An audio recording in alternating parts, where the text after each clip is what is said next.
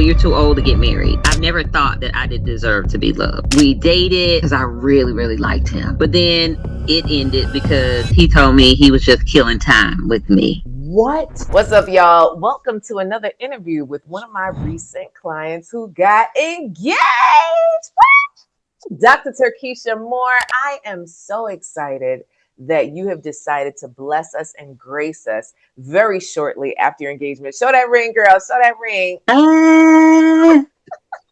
Hey, I'm Coach Cass, America's go-to love doctor. I'm an executive love coach for successful women over 40 who want to level up in love, who want to stop those relationship mistakes, who really want to gain clarity to select the love that lasts. Oh, yes. So, Turkeisha, now, can you tell the ladies who are watching, like, where were you maybe 2 years ago when it came to love, when it came to life? Like, what was going on with you? What was the turmoil? What was the angst? What was going on with you? Honestly, life was amazing 2 years ago. And as we go through this story, we'll talk a little bit about what happened in the middle and how we ended up here. I'm 48 for those that are interested. I'll be 49 in October. I've never thought that I did deserve to be loved. You know, we have emotional trauma and things that periods of time makes us think that we're not worthy of that kind of relationship, but I never gave up the desire to be in a relationship, even at 48. I'm like, Lord, and I'm a believing Christian.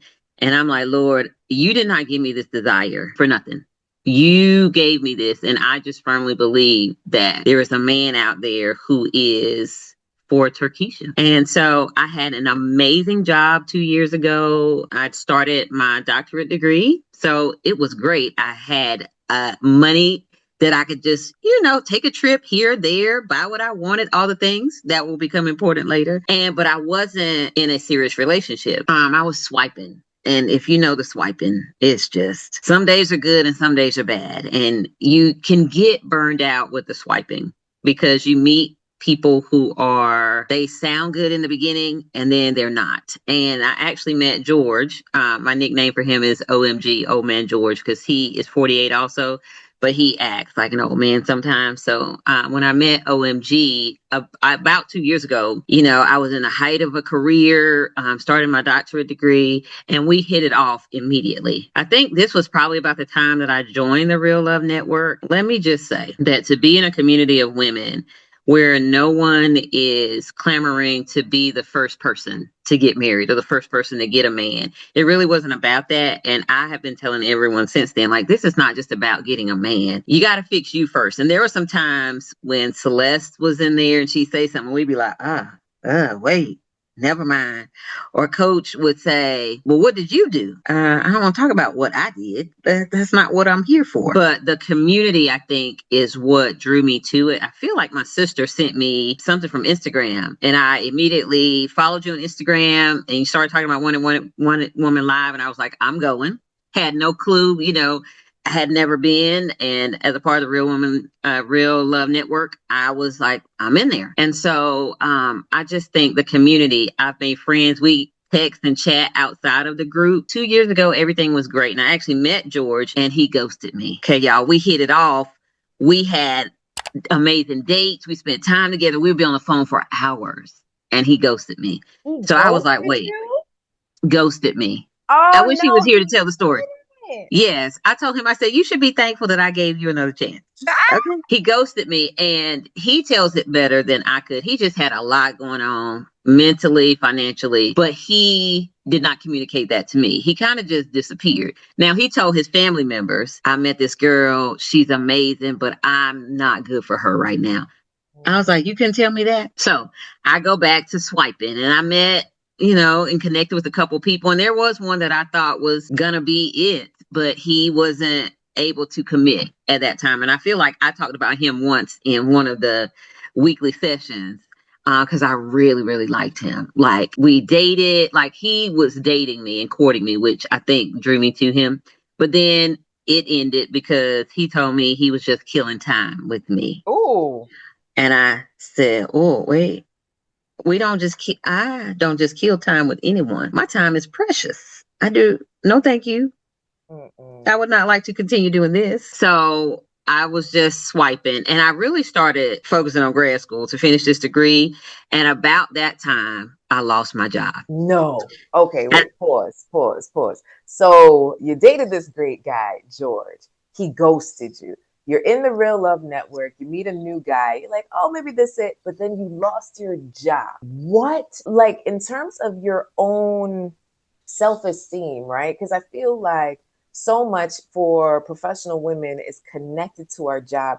So, what did that do for your self esteem in that process? yes, I am a person who I'm an educator by trade. I'll always be a teacher. Being seen as smart, intelligent, and being able to provide for myself. I grew up in a single parent home is just, I don't want to say it's a core value, but it's something that is a learned behavior. So Mm. to not be able to provide for yourself, I had to apply for unemployment for the first time in my life. And when I say I had a good job, I'm talking about good six figures down to $0. I had just bought a house a year and a half ago, and I was like, Lord, now your girl's down here struggling. We were doing well. Now what is wrong? But I took that time to really not focus on the thing that was wrong. I really just put my head down and I said, okay, God, what we're gonna learn, we're gonna learn. And I am grateful because my family stepped in. I have a twin sister who had my back. I'm just grateful that my family, because they know that I'm not just a bum,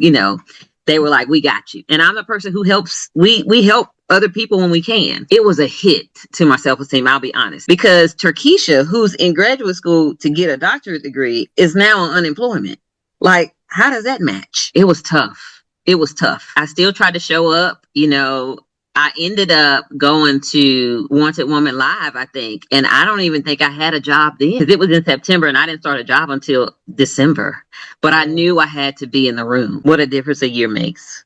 Oof, what a difference a year makes. So, question, where in here did you do the surgery? Because I think there's many women in here also that struggle with weight, that struggle with, like, am I pretty enough? Will I be enough for a man? Do I need to augment? Like, what caused you to do your surgery, and what has life been like for you personally since doing it? Like, what was the decision maker? I have two bad knees and two bad hips. That's what really caused me to do the surgery. My orthopedic surgeon was like, this is your chance to feel better.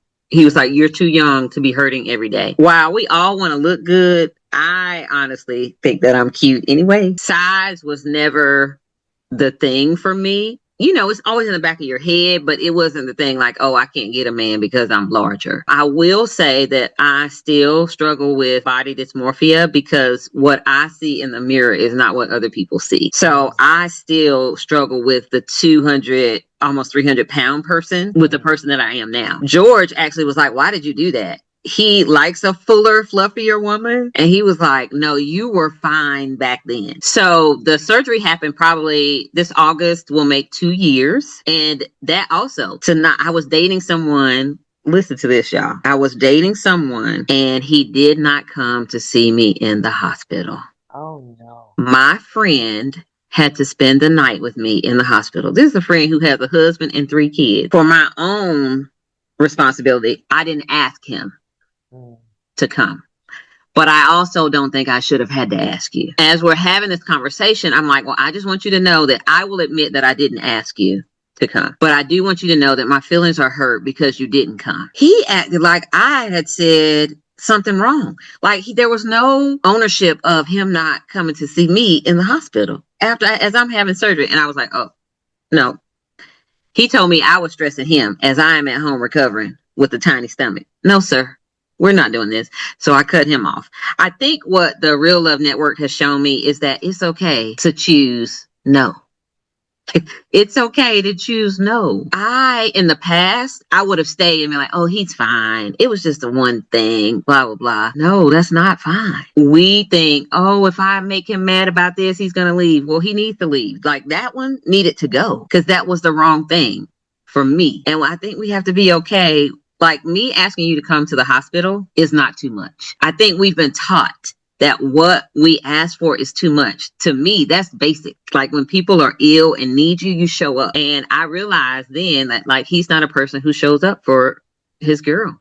And that's not what I wanted. So, since the surgery, have you been feeling better? Like, just in terms of your health and how you show up and pain. Almost no knee pain, almost no hip pain. I feel like a new person. I had zero complications from the surgery. That's almost unheard of. So, would you say that also your health transforming made you more open to love? Because there's so many women I feel are struggling with ailments and pains that they're not paying attention to, and they're just burrowing down into work, and they're not paying attention to the fact that they just don't feel well. So they wonder why love isn't working out. But it's like, how do you show up when you consistently just don't feel well? Absolutely. I was thinking no man is gonna want me with two bad knees where I can't even walk up steps. Like it was bad where walking upstairs even 3 or 4 steps was hard. And I was thinking it's unfair to me to let myself go when there's so much more life to live. And you're right. We go and get degrees, we get second jobs, we do all the things. And I'm guilty of it. I think I said this one night in the session. And they were like, what do you do when you don't have a man? Go back to school. And now I've gotten the doctorate and there's no more school to get.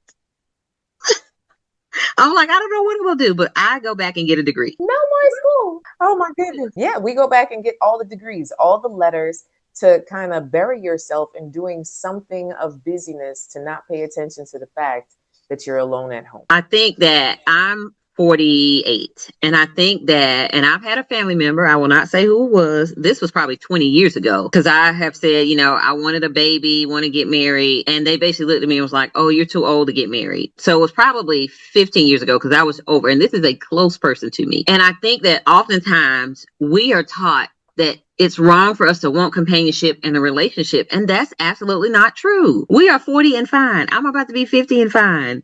Like, we deserve love too. And I don't want anyone to think just because you're over 40, over 50, like we have someone in the Real Love Network who's in her late 70s, 80s, who is fine as wine. Okay. And she still wants love.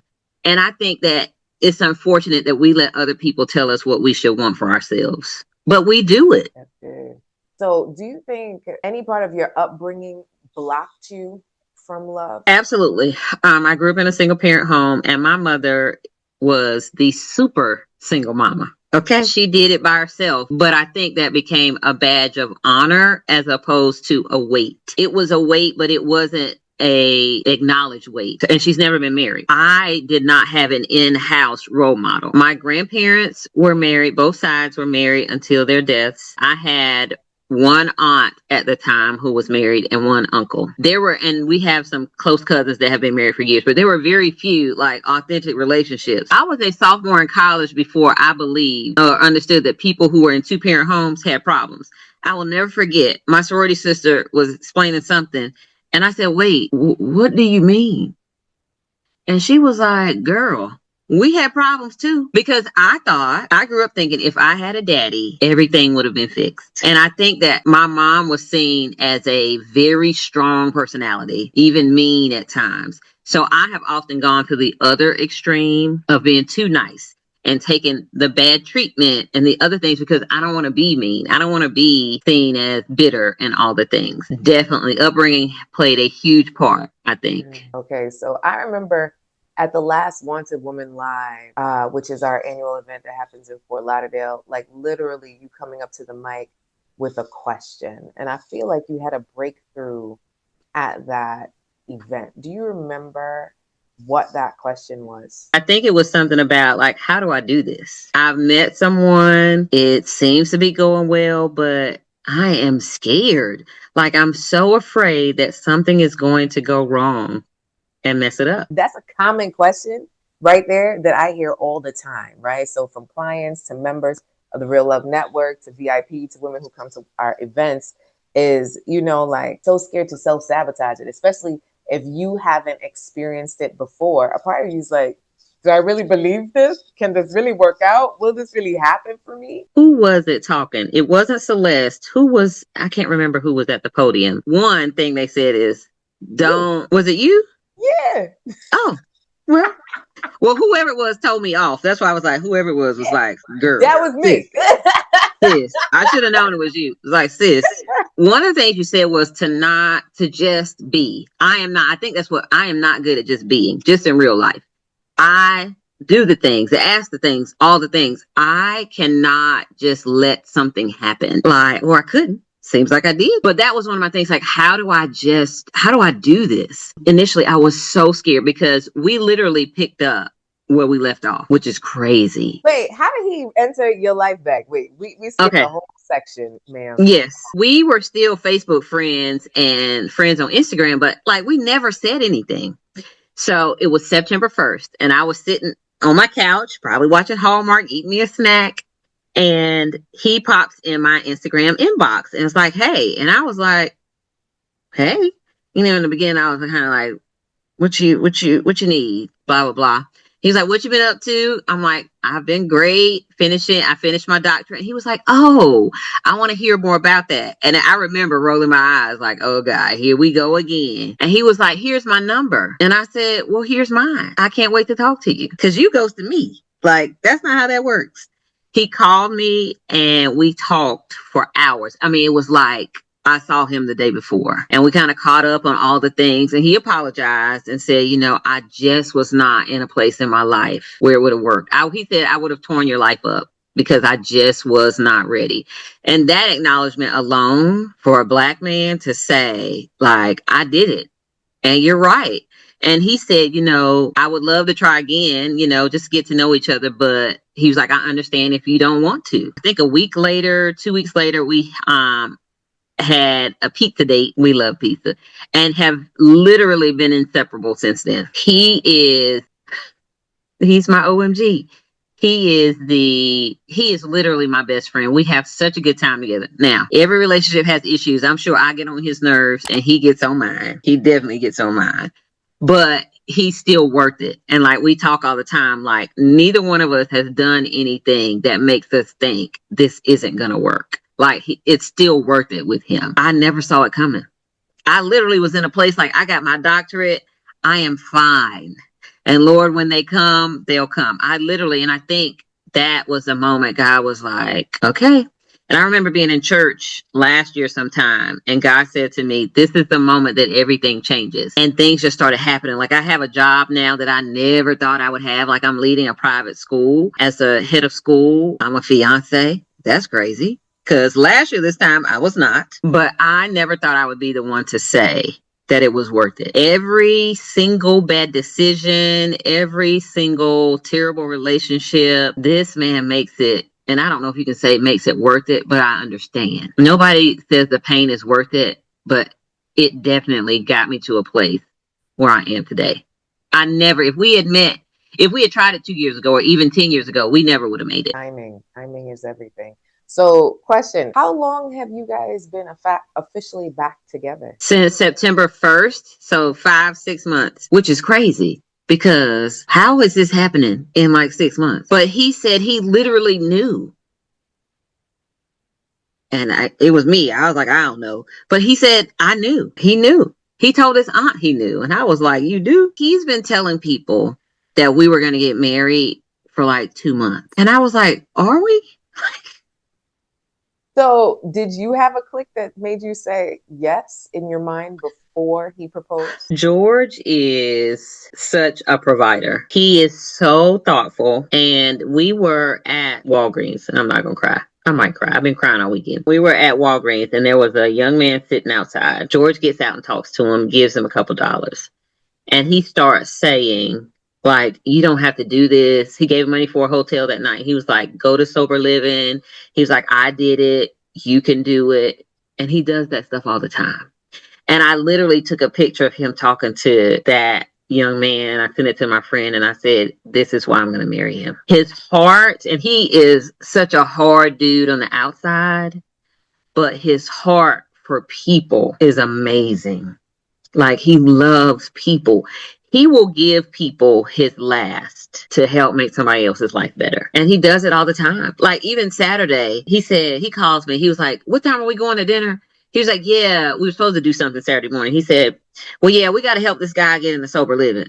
I'm like, on Valentine's Day? He was like, yeah, we'll just meet him about 11 o'clock. I said, okay. All right.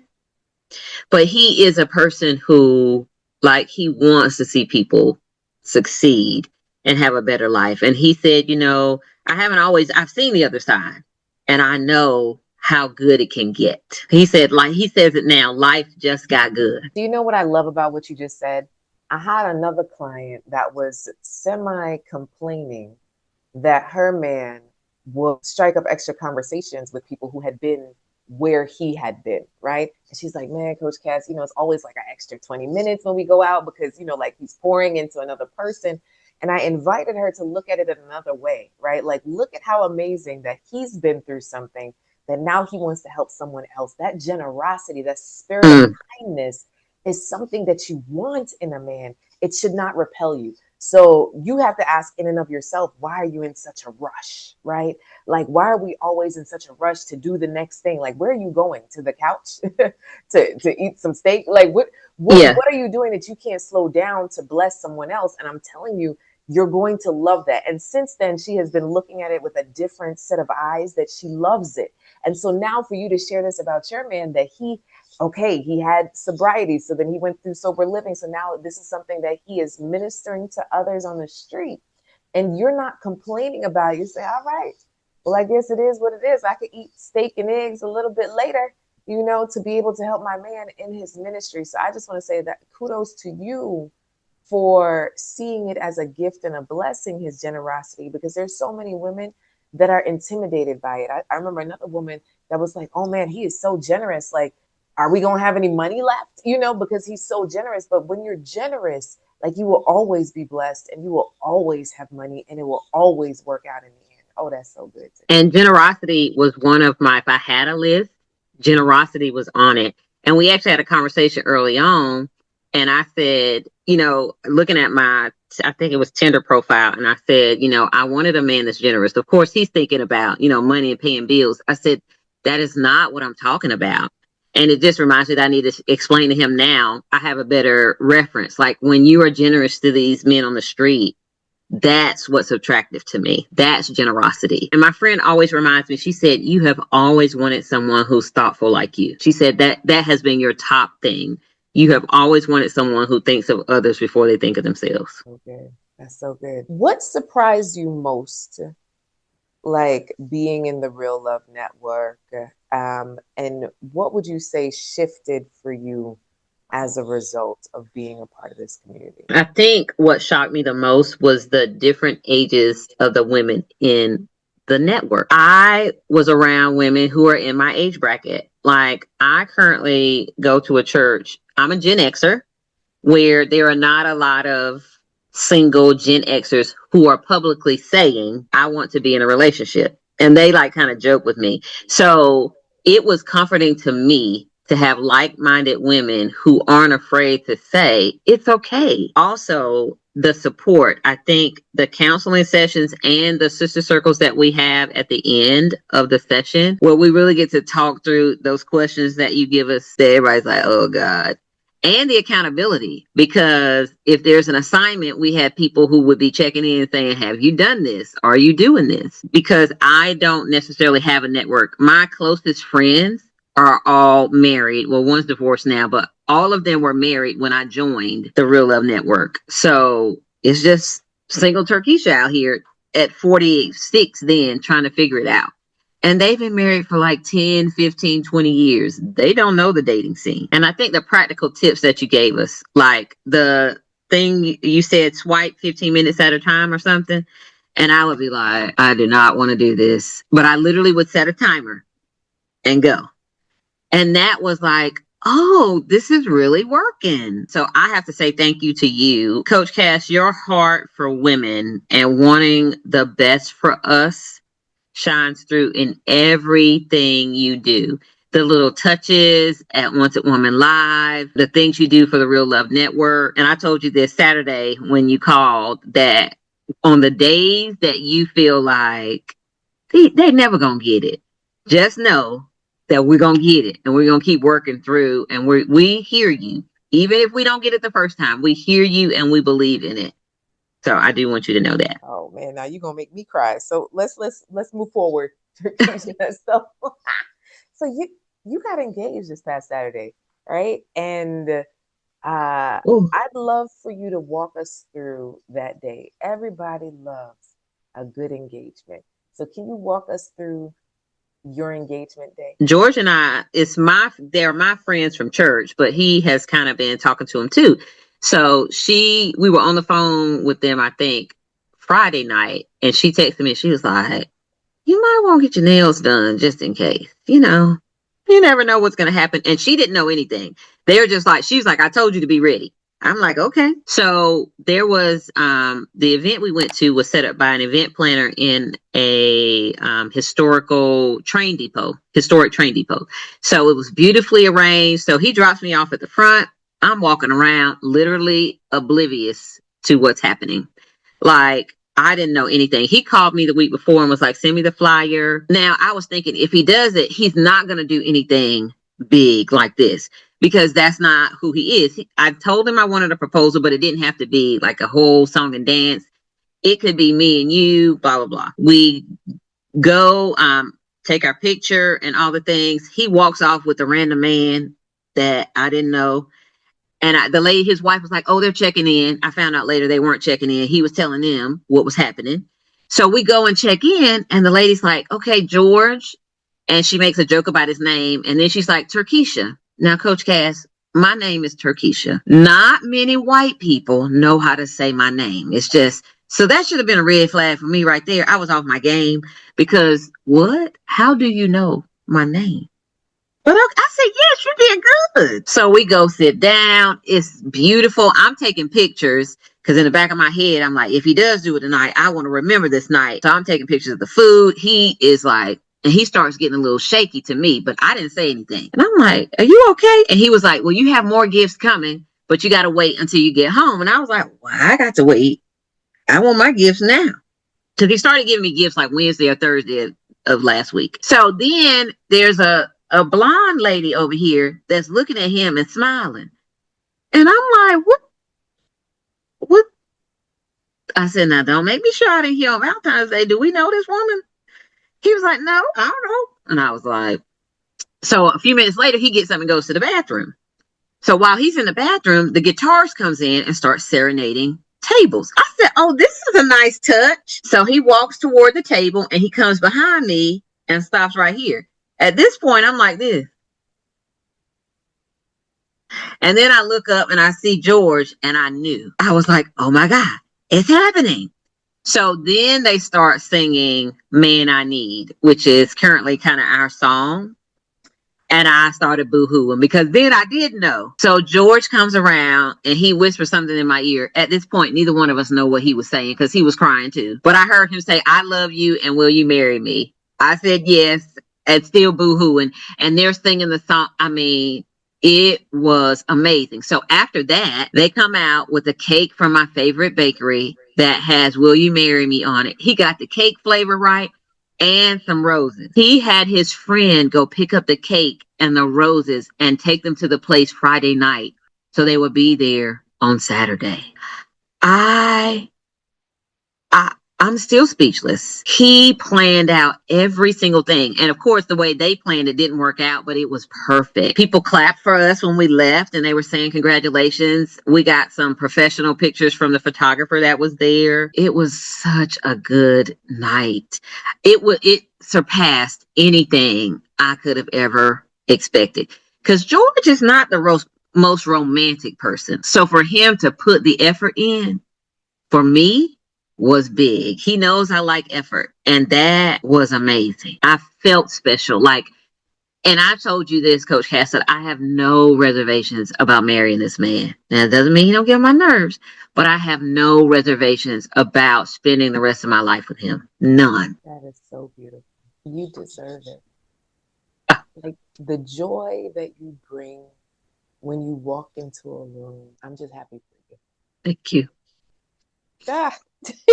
I know. I keep watching we have video. It's just blurry, but so I keep watching the video and I'm like, oh. I'm just grateful to God. I'm so thankful. I got a man that loves Jesus that I don't have to beg to go to church. Listen. Amen. I'm not doing it. Like he will leave me. He was like, you going to church? Like a man that prays with me and for me. So, Turkeisha, you are now a fiance, 48. getting your PhD, going to graduate, walk across the stage in a couple months, and then get married all in the same year. Now, question, because inquiring minds want to know because people are nosy. So, in today's day and age, I often hear, Coach Cass, no man is going to wait for me, right? Like all of my goodness. I need to kick tires. I need to give of my body to be able to keep this man as my man. So would you say that that has been your story? We did not kick tires. We have not tried anything out. And that was something that he said from the very beginning. I never had to say, no, that's not what I want to do. He said, I've done it wrong so many times in the past. Now I'm going to try God's way. That's what he told me. And that's when I was like, wait, Jesus, what? It's unheard of. Like you said, it's unheard of. But nope, we haven't. And it's funny because we have talked about it, but never. And we both said the wedding night will be the first time. That just remember is your an loop. act. Just remember your loop. That I am just so excited for you. I'm just so excited. So Andy and I, right? It took us 3 years to get married, so he waited a really long time, right? And when we first got together, we were both saying, you know what, we want to do it God's way. And I remember his friends coming up to me and being like, yo, are you okay? Because we know he's waiting. Are you all right? I was like, well, actually, me too.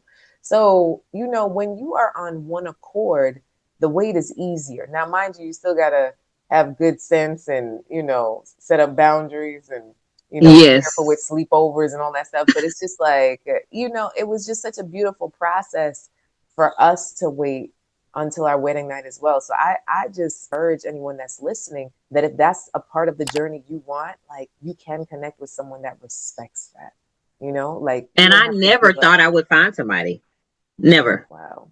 Look at that. Look at God. Look at Look God. at the Lord. Look at the Lord. So if there's a woman listening right now who feels like she has to put her life on hold to focus on her career and focus on her education, what would you say to her? I would say that you have to decide what you want. It is okay to be the professional career woman and still want love. It is okay to be the doctoral student, the bachelor student, the master student, and still want love. Don't ever let anyone tell you you're too old, you're too washed up, you've done all the things, because we've all done some things. Don't let anyone tell you that you don't deserve it. You always have to have in the back of your head what you know God said you could have. And that's what I knew. Like all the people who were like, "Ooh, girl, you almost 50." Like, I am.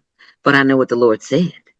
And I'm not one of those people who's like, "Oh, I'm not talking about like being a professional career woman, having a family, you can have it all." That's not what I mean. I mean, don't let people persuade you not to want more for yourself.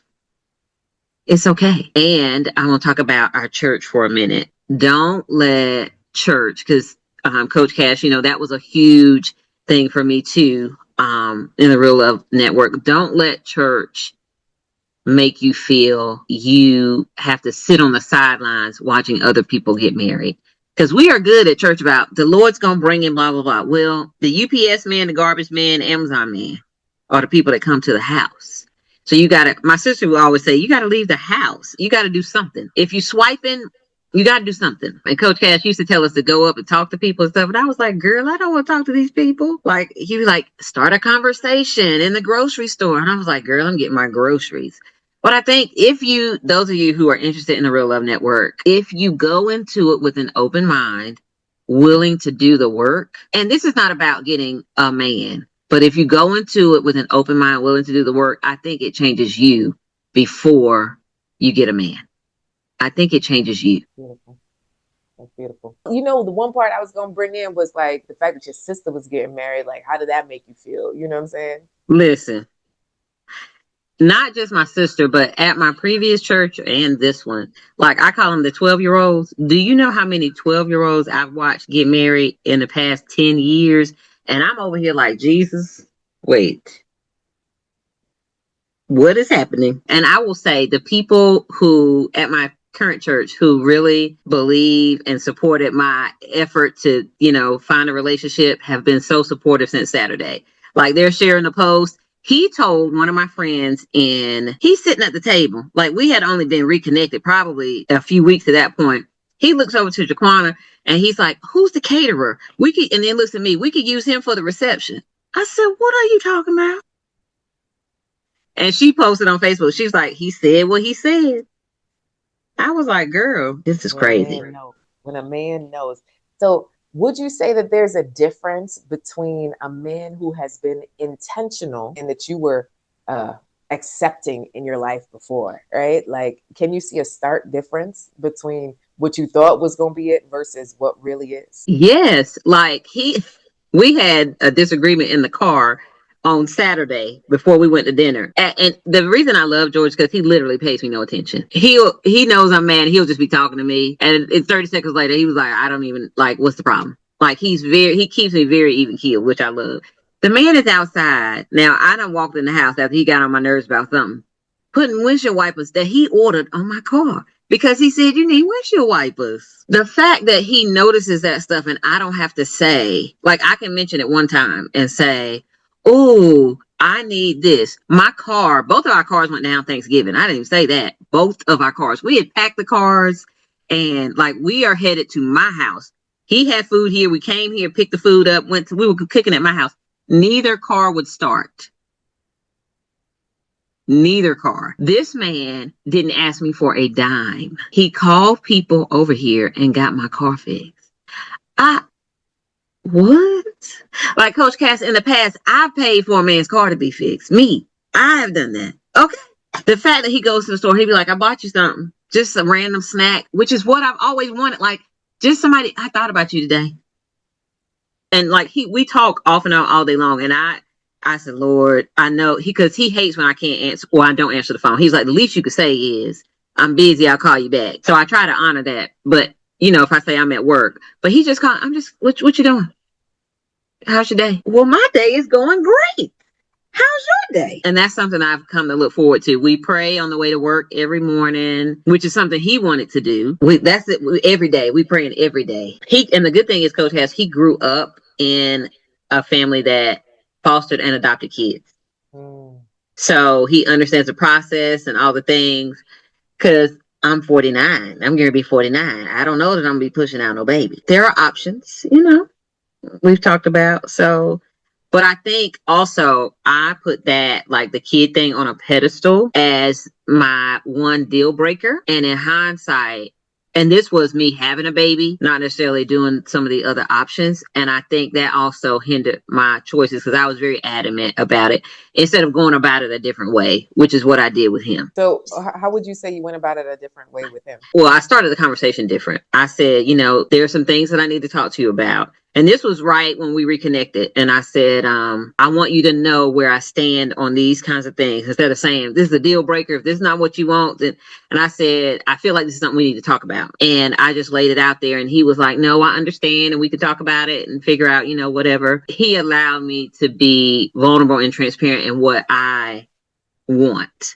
And I said, coming from a person who has always been around kids and helped raise other people's kids. And he also has 2 grandchildren, one, which the mother doesn't have one. And I feel like the other one might end up living with us anyway. But I think I approached it differently because I cared enough to approach it differently. Like, I wanted it to be softer with him about that because he'd been softer with me about some things. And That's I a think big deal. That's a big deal, right? Because there are many women that essentially are past the age that society says you should have a baby that still want a baby. So then they go in like, "Look, I need to have a baby. And if you're not down with that, you could kick rocks." And, men might be looking at them, "But you're 50. Like, what are you talking about?" right. Right. So, like, why is this the deal breaker? Right. So that is Yeah. definitely a conversation that comes up so many times and cuts off so many relationships because that softness isn't there, or the possibilities of how you can go about doing things. And we had an honest conversation. He loves his granddaughters. Like, they are his world. And I said, "Okay, so we are getting to know each other, but we can't be the babysitters every weekend." Because if I said yes, they would be here every weekend. I said, "No, let's talk about it." And he was like, "You're right." Because I don't think he's ever had any. I said, "In your previous relationships, He was like, well, my last relationship, she would be calling. And I said, I do call and ask her, can you bring the little one over? I said, but not every weekend. And I said, we need at least one weekend a month where it's just us. I'm open to the other weekend, but one weekend where we are like intentional about us. And like he'll say on like a random Tuesday, he said, I'm gonna take you out this weekend. Me? Now we might just be going to the Mexican restaurant to get buy one, get one free tacos. But guess what? I'm going. He is everything that I could have asked for and didn't ask for. And let me say, Coach Cass, even his physical shape is completely different. I love a tall, skinny man. George is a heavyweight, like he is tall, but he is complete opposite. Does not matter one bit. Not one bit. He has the cutest little dimples in his cheeks. I'll be like, now he leaves cabinets and drawers open every day, like the sixth sense. I'm like, sir, he will go in the kitchen and come out. Did you not see this cabinet open? I'm talking about 15, 10, like all the cabinets up, sir. And Just I looked go at him ahead the and other pray. day. I said, I'm not going to do this for the rest of my life. Okay? I'm not. Go ahead and pray. So I want you to look up John Gottman, and he talks about perpetual problems. And some couples just have perpetual problems. And he studied couples for over 40 years. He would bring them back into his love lab, which is just an apartment, every 4 years. And he would just say, can you bring up a point of contention during this weekend? And we're going to test your EKG, your levels, all this stuff. And what he found is that these couples would argue about the same exact thing, right? And so some things are just perpetual problems, like shoes at the door or shoes on the floor or Or underwear are you dropping right clothes next to the outside. basket? Right. Right outside the basket is just like, come on. So a part of you, in order to have peace in your spirit, have to understand, okay, maybe, just maybe, this is one of the perpetual problems. So I don't raise my blood pressure looking at these cabinets. Yeah, it's funny to me because I was like, I know, like when he leaves the kitchen, there's going to be something open. And I just, and I'm like, George, he's like, I know. I'm like, now you got to take me out because I had to come in here and close these. I'm like, now you got to buy me something. That sounds good. That sounds like a good But George compromise. had a health scare Oh no. recently. George has had a heart attack before. So, I was at a funeral and he was texting me. He was like, I'm dizzy and vomiting. And I was like, do I need to come get you? And then he stopped responding. And then he called me. He was like, they're calling the ambulance to come get me. So I leave the funeral. Like, I thought he was having another heart attack. He scared me.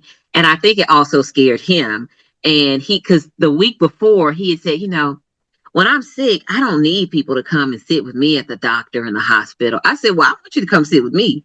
I need but that tune changed when you thought you were dying. He said he heard a lady screaming in there. He was like, Lord, I can't die in here today. My life just got good. And I was like, this is what I'm telling you. Get yourself together.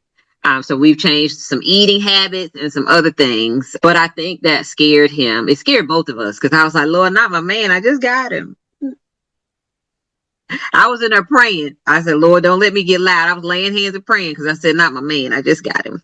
I just got him.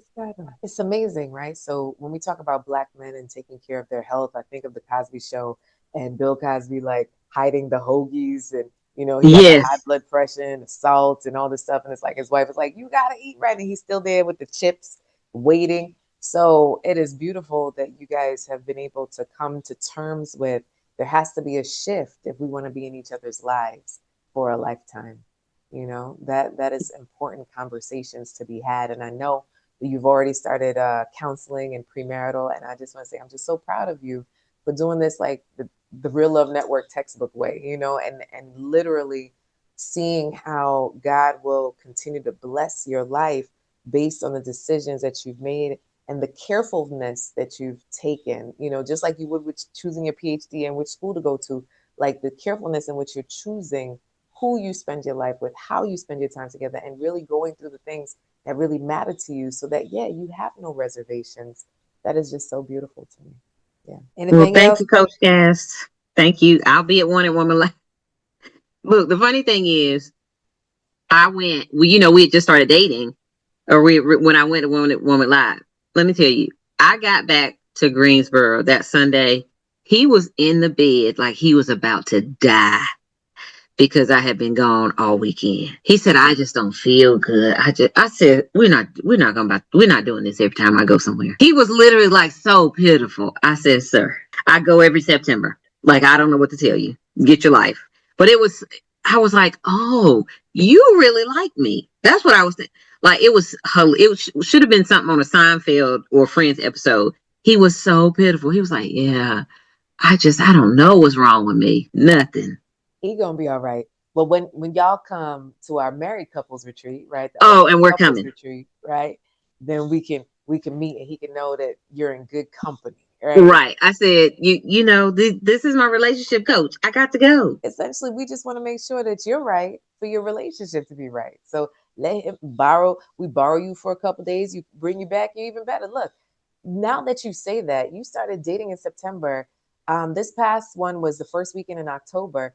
So the fact that you were just like 2, 3 weeks in and you came to Want a Woman Live, that kind of set you up to Yeah. act right.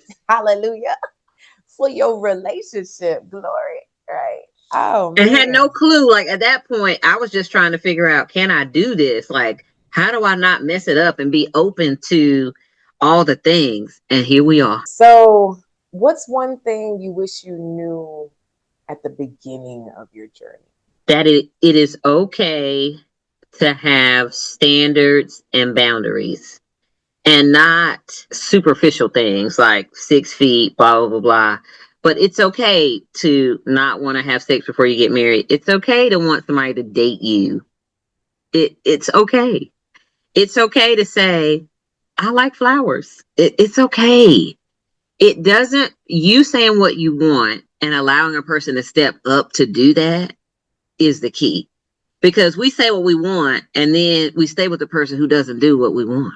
Listen, multiple years, okay? Multiple years, multi-year relationships. This man just randomly buys me flowers. I said something. I was like, I bought my own flowers one day, and I guess he didn't like that. So he'll buy me plants from my office, flowers. He's like, "Did you see what I left?" Now it's not going to be a big grand gesture, but he'll say, "I left you a plant for your office." That shows me that it might not be the way that I've drawn this box out in my head, but he's meeting what I asked him to do. And I think that's another thing, the box. Like if it doesn't happen the way we want it to in the box, we don't want it. We like that ain't what I asked for, God. Because let me tell you, this is nothing that I would have said openly, God, I want it this way, this way. Because he calls me to task too a lot, which people have said I need it. I'm pretty independent and pretty vocal. But George will say, now wait, I don't know about that, which is what I need. He's much more laid back and I'm always on level 10. He's like, wait, what's happening? But don't let anyone tell you that you can't ask for what you want. That's so good. That's so good. Oh my goodness. All right, y'all. So, those who are listening and have made it to the end of this wonderful interview, I want you to just sit for a moment and think about Dr. Turkisha Moore's story, right? PhD and fiance, right? And the fact that she didn't have to choose her career over love, right? And so if you're here struggling with, oh, should I get coaching around love? Like, is that really a thing I should do? I just want you to know that coaching doesn't give you a perfect life, but it enables you with the tools to create the life that you deserve, right? And so if any of this interview spoke to you, like, let's have a conversation. Go to reallovenetwork.com and apply.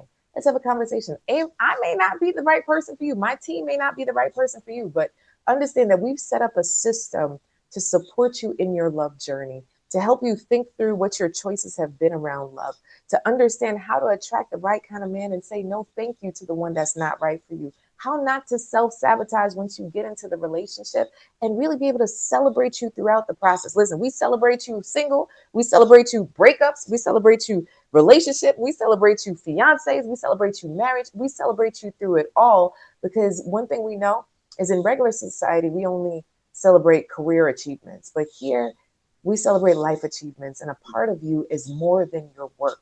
So if you know that you are more than your work, and that you are a wanted woman. Like, let me be clear, right? Wanted women achieving new triumphs every day. I believe that you are a wanted woman.